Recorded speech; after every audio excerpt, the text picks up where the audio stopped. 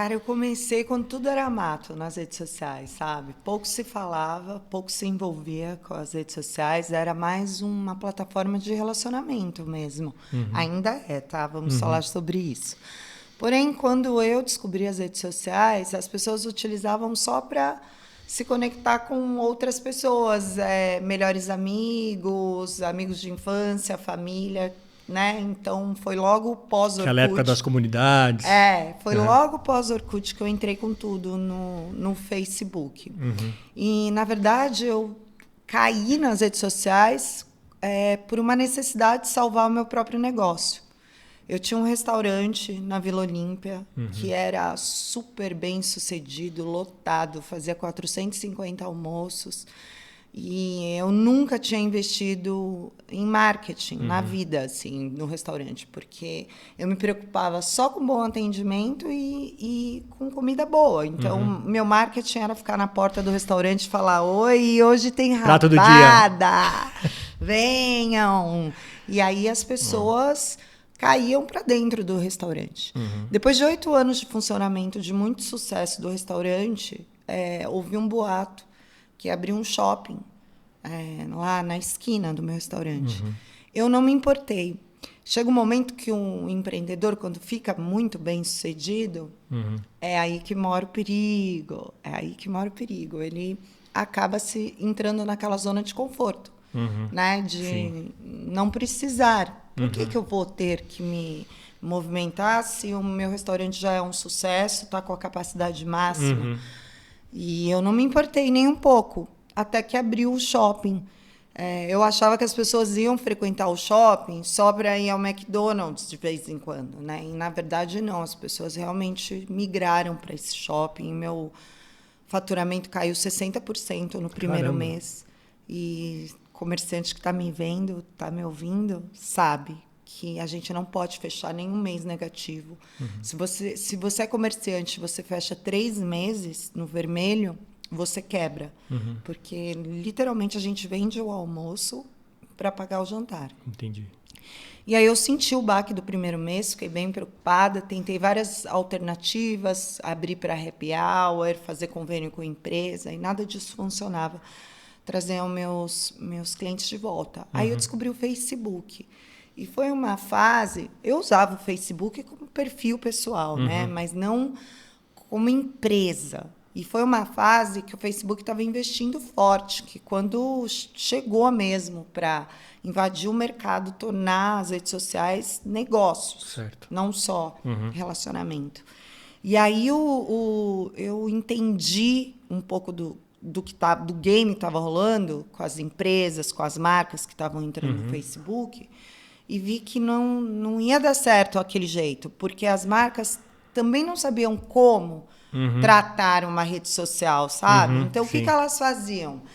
Tudo que elas faziam em mídia impressa ou na TV, elas levavam, Replicava só. só replicavam. Então, a gente era impactado com aqueles flyers, Nossa, eu lembro. né?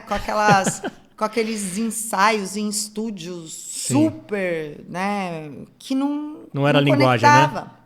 Né? As redes sociais veio para conectar pessoas, e as pessoas estão nas redes sociais para falar com pessoas, mesmo que seja a marca. E aí eu comecei a estudar bastante, super autodidata, assim, Por conta própria mesmo. por conta própria.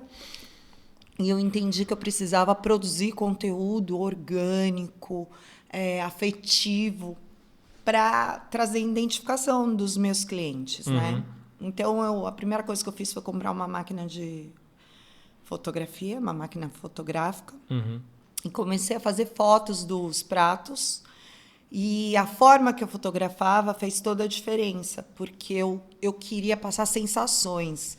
Então, eu queria que, mesmo por foto, que as pessoas soubessem que a comida era suculenta, que ela era cheirosa e que era caseira, afetiva. Então, eu fazia sempre fotos mostrando o molhadinho da comida, a fumacinha, e sempre de cima para baixo, Tá.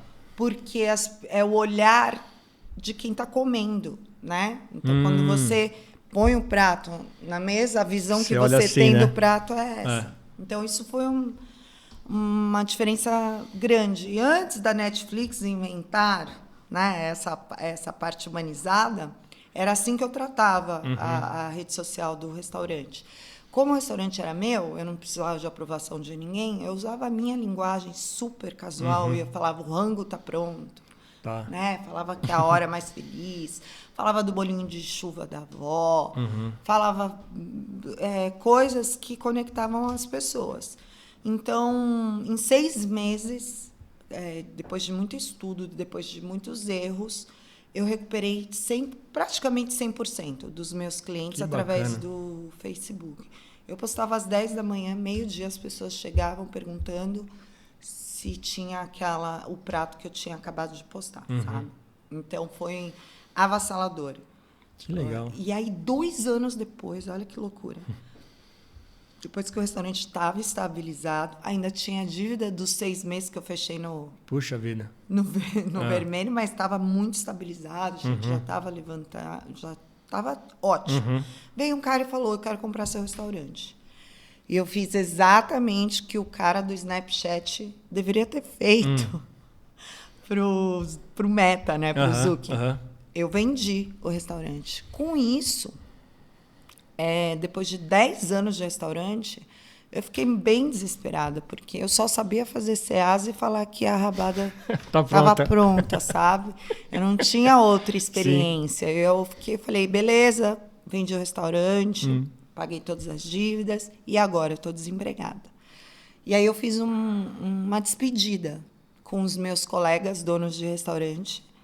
E aí nasceu a minha empresa nessa despedida, enquanto eu chorava, né?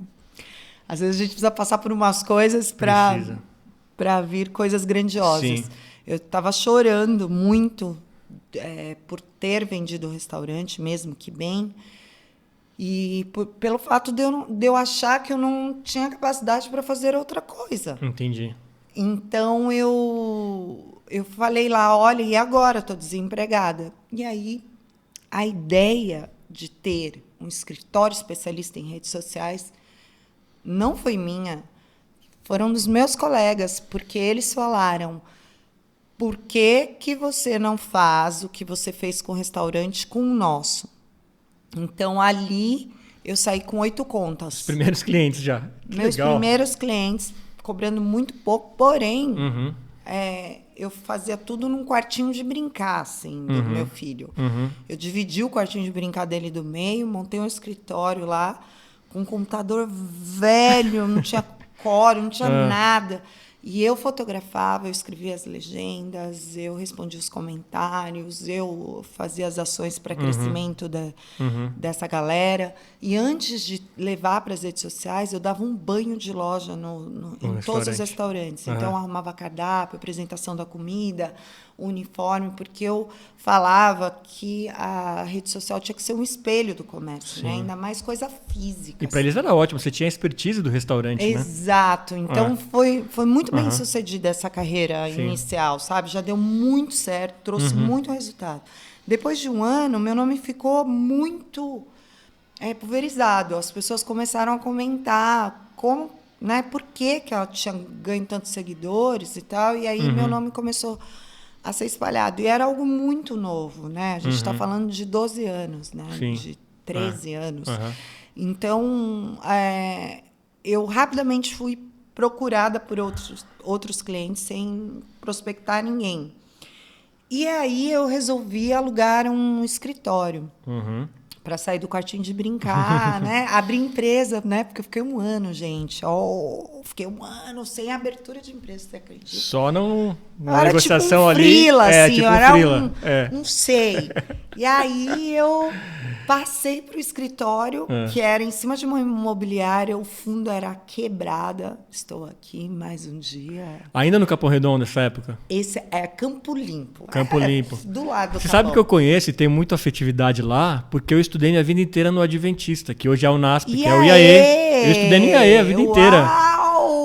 Na estrada da Tapicerica, que é Capão Redondo ali, né? Cara, você conhece muito a Quebrada. É. E aí é referência. Referência. É referência. Eu sei do bem. lado da Coab Adventista. Exatamente. Então, eu morava em frente ao IAE, lá na 47, Olha sabe? só, sei. Pois é. Ó, até arrepia de lembrar. Eu lembro nosso quando lançou o Sobrevivendo no Inferno do Racionais, que era lá de perto, a gente ficava com um orgulho. Pô, os caras estão aqui do lado e lançaram um CD que tá estourado, pá.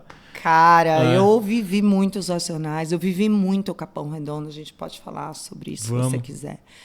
Mas aí eu montei esse escritório numa imobiliária e tinha o fundo desse escritório era Quebrada mesmo, era bem inspiração para mim, porque era uma janela onde eu sentava e ficava pensando, cara, vai dar certo, eu vou vencer.